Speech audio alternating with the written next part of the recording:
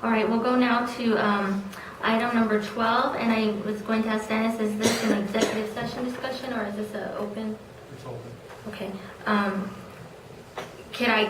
going to step away for just 1 minute, and then I'll be right back, because I have a family thing going on, but it's very important to me, so if you guys want to go to, do you want to take a 2-minute break, or you guys want to move forward on item number 14? You can handle that while I step out. Let's go ahead and take a 2-minute break. Okay.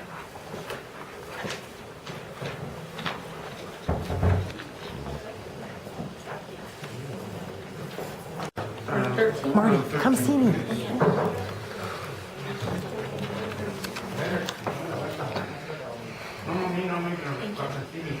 We're going to go, just make a quick change on the agenda just to go to item 13 so that our local reporter will be able to get back to the office and include this in his report. So we're going to go to award the bid for the Mountainair Health Center expansion project, and then Valerie will go right to you, okay?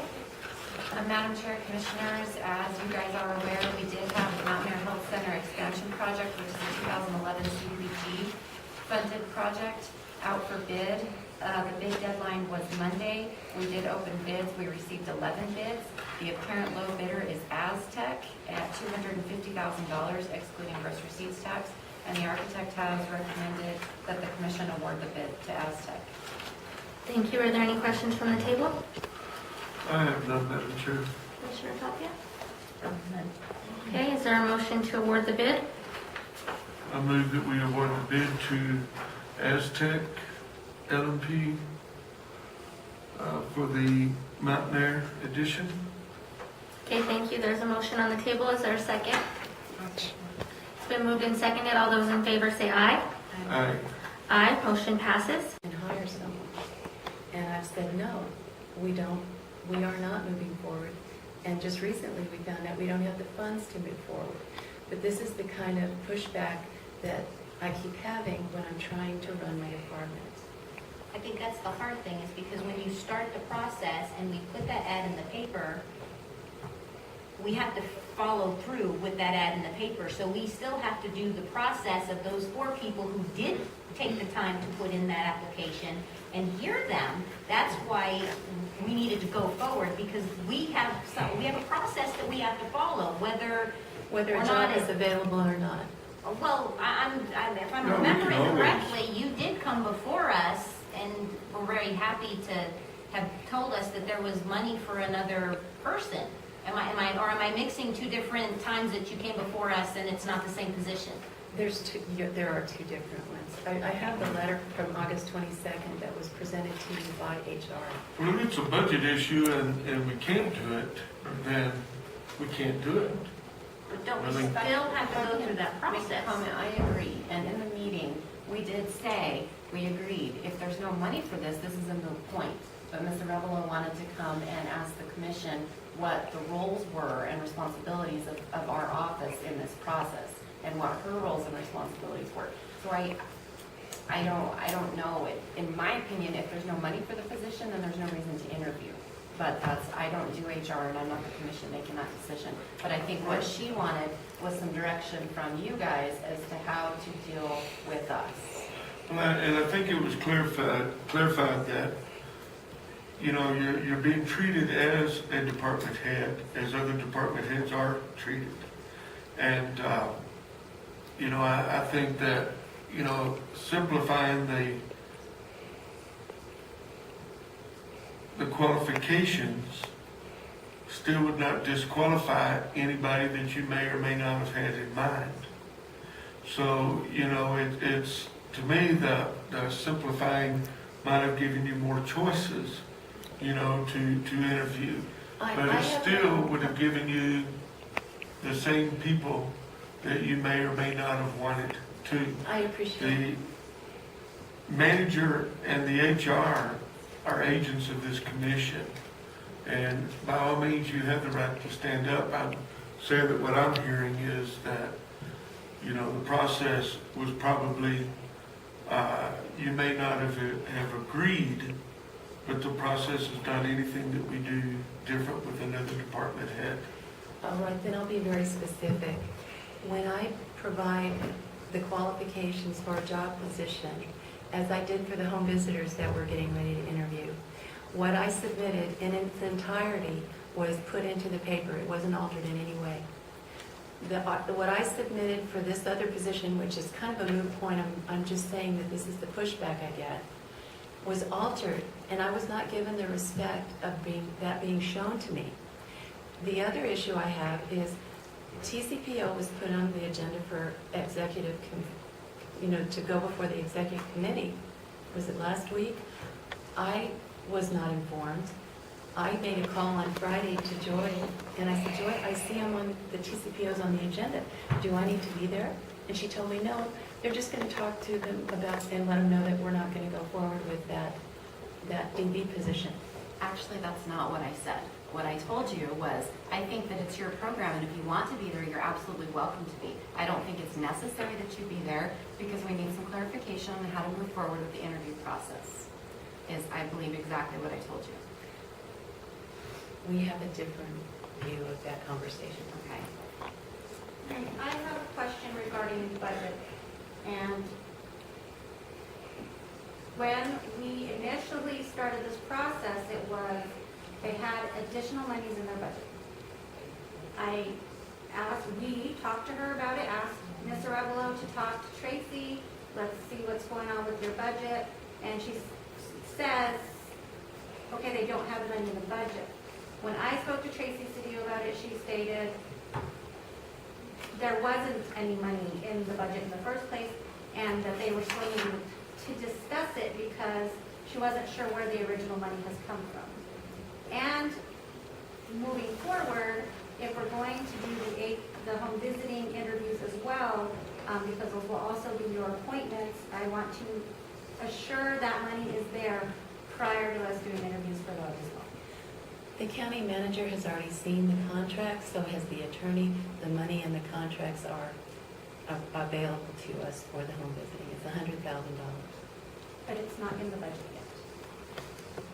I've spoken to Tracy, and we're in the process of discussing how that will be put into the budget.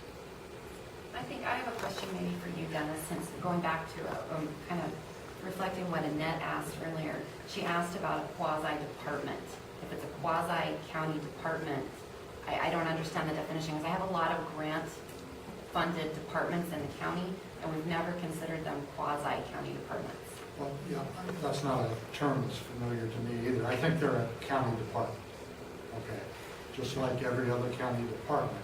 And I think where maybe some of the disconnect is hiring public employees is not like hiring a private employee. You don't get to hire who you want. So you've got to be objective, and you've got to go through a process. Every department head in the county has to advertise positions. The public has a right, if there's an opening, whether it's whoever it is, any member has a right to put in an application, and if they meet the qualifications, then they should be interviewed and a decision made, and those people would be evaluated. But whether it's Linda's department or Betty's department or your department, if there's an opening, it's bid the same way. And so the policy to do that hiring has been set up by HR through the manager's office and approved by the commission. It has to be done the same way every time. So from a legal perspective, we just need to be objective, and we need to make sure that every department understands that we've got to have that objectivity. You don't get to just hire who you want, and I'm not saying that was Valerie's intent, but we need to do it the same way every time. And I think, frankly, because I deal a lot with HR in this county, that we've been really consistent in doing that. And so that's something that I think the HR department's really prided itself on, is that we do maintain our objectivity. So I don't think it's a quasi-department. It is a department. These are county employees. They are governmental employees, and they have to be treated like everyone else. So then would I be Now, another disconnect, though, is on the job qualifications. I certainly think that, the department head should say, this is what I need for this person. Now, Lonnie's point is, and I think it's a good point, is, well, the HR didn't raise that bar. If anything, they lowered it. You got a broader pool, but anybody with 3 years of experience could have applied and been considered for the job. So I guess I just don't understand what that problem is. I mean, it seems to me like the bar wasn't raised to a point that you wouldn't get any applicants. I mean, frankly, it No, sounds I like appreciate the what person you're missed saying. the deadline to apply, so. And just, I don't want to take any more of the commission's time, but I do need you to understand, this is not about me making a position for an individual. It has been construed to be that, it has been directed to be that. I've been basically told that that's what I'm doing when I've repeatedly said no. And I have all the paperwork and everything to show what it was I was trying to do. What I need to know is, when I submit qualifications, can I expect that those will be the qualifications that will show up in the newspaper? And if there is a need to alter those, would it please be, I mean, is there just the respect to show that to me before you do it? And that was discussed in a meeting between both Mr. Ravelo and myself on several occasions, that our schedules didn't meet up. I had a huge push from her to get it in the paper. I changed it. I emailed her. I let her know the changes, and she was quite upset nor respectful in the email that I received back. So we just need direction. If they're a county department, do we follow the policies that have been in place? And I think her question is, am I able to change those things?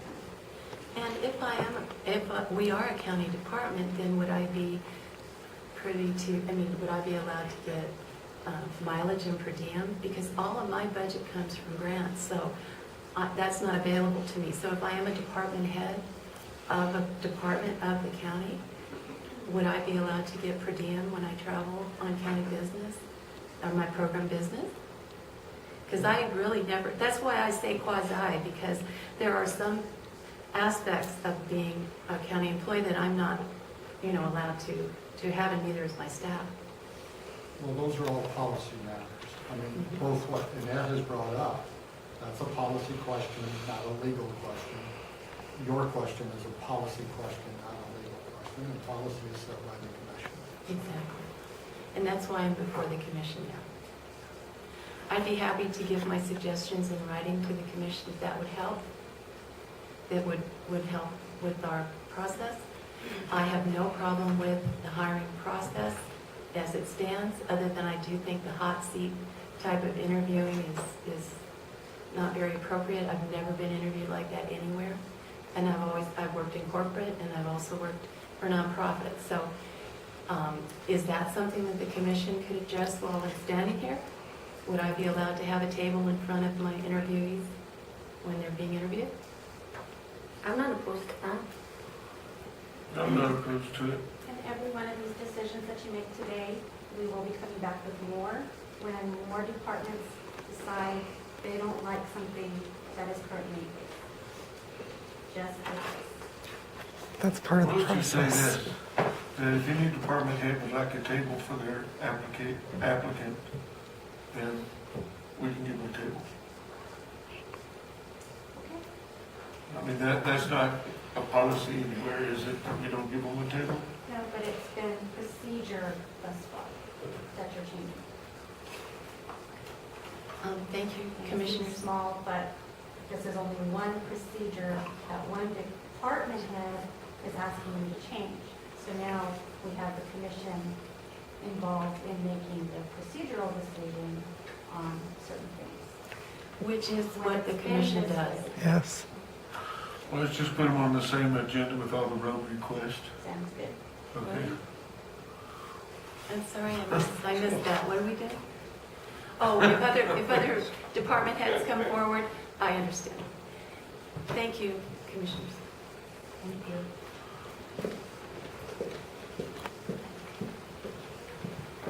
Okay, we're now on item 14, consideration of an action upon resolution 2012-42. Madam Chair, this is a resolution, as you guys have seen on prior agendas, to authorize the indigent cremation of a decedent. This particular decedent was a resident at the Torrance County Detention Facility, but no records that we have found indicate that he has any family, so he is being justified as unclaimed and indigent because he was incarcerated. And so I would ask the commission to consider this resolution.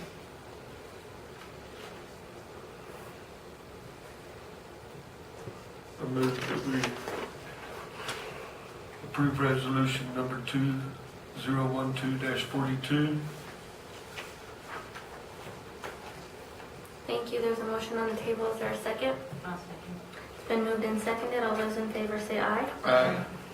Aye, motion passes. We'll now go to update item 18. After the update, I will respectfully have to leave. And I'm sorry, Linda, I won't be able to stay for the counties. I have a short update. The first item is that the Fair Board had their first regular meeting last night, and it was a very productive meeting. Johnny Correa was elected the chair, and Marcy Wallen was elected the vice chair. The board discussed terms and decided to draw from a hat who would assume 1-year terms, 2-year terms, and 3-year terms. The 1-year terms were drawn by Johnny Correa and Marcy Wallen. The 2-year terms were drawn by Jill Harrell and Bruce Warren, and the 3-year terms were drawn by David Massey and Butch McGee. They did take action and request approval from the commission to accept this process, and they were assuming that the terms would end on the anniversary of their initial appointment. Is this something the commission would agree with, or is it something you'd like to see on an agenda? I need some direction with regards to that. I have no problem disagreeing with it.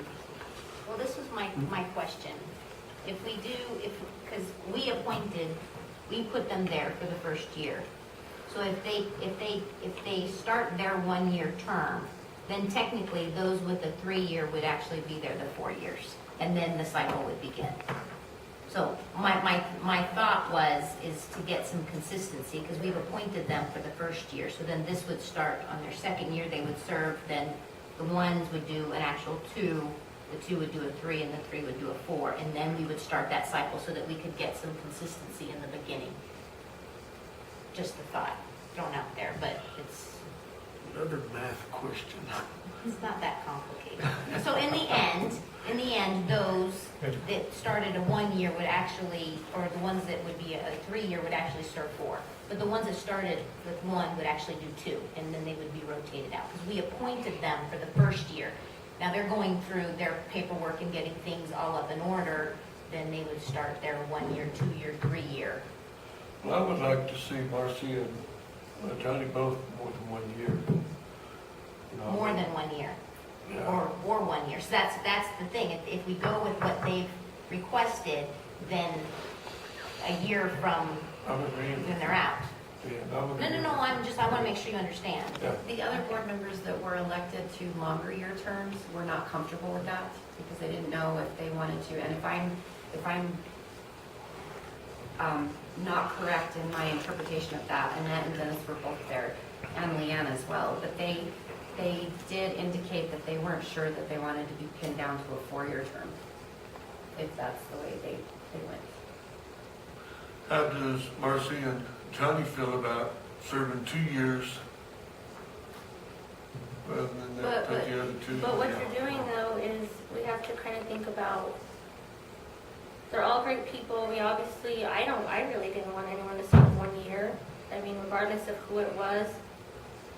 But what we're preparing is not based on Johnny or Marcy or Butch or any of them. It's what's going to be in place going forward. You know, it's like not based on the people, it's based on the procedures. So, but just like we did in P&Z, we have to start somewhere Right, to that make was it our goal, Yeah. was to get the filtering going. And that's what we But need to do.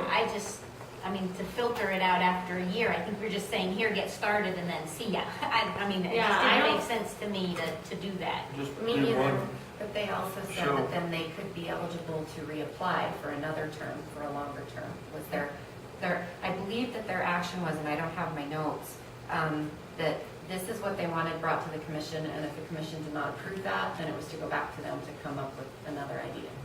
So you're saying after a year, those two positions are out, then they reapply, and then They they're can just be appointed reappointed. again? If Well, that's what they wanted, that was my That's, understanding. okay, so then, okay. Okay, well, I don't have a problem with reappointment. So they You don't, know, they won't have to sit out a year to reapply, is that correct? no, I would say that Well- they be reappointed to the following term, but We don't have an existing policy to address that, so that's, we were hoping to get them appointed and get going and get some ideas from them on what to put in the policy, because the election policy and the existing, well, not the bylaws, but the election policy, in essence, when the original board was dissolved, they kind of were dissolved with it. Yeah. So, okay. Well, I don't, why don't we put this as an agenda item so we could kind of think about it? Because it's like, it's that important. We went through all of this and then to be like, well, let's draw names and what are we comfortable with? Like, I want to set them up to succeed. Well, let's go back and just say that approach them. I mean, I would be comfortable with 2-year terms and 3-year terms, but not a 1-year term.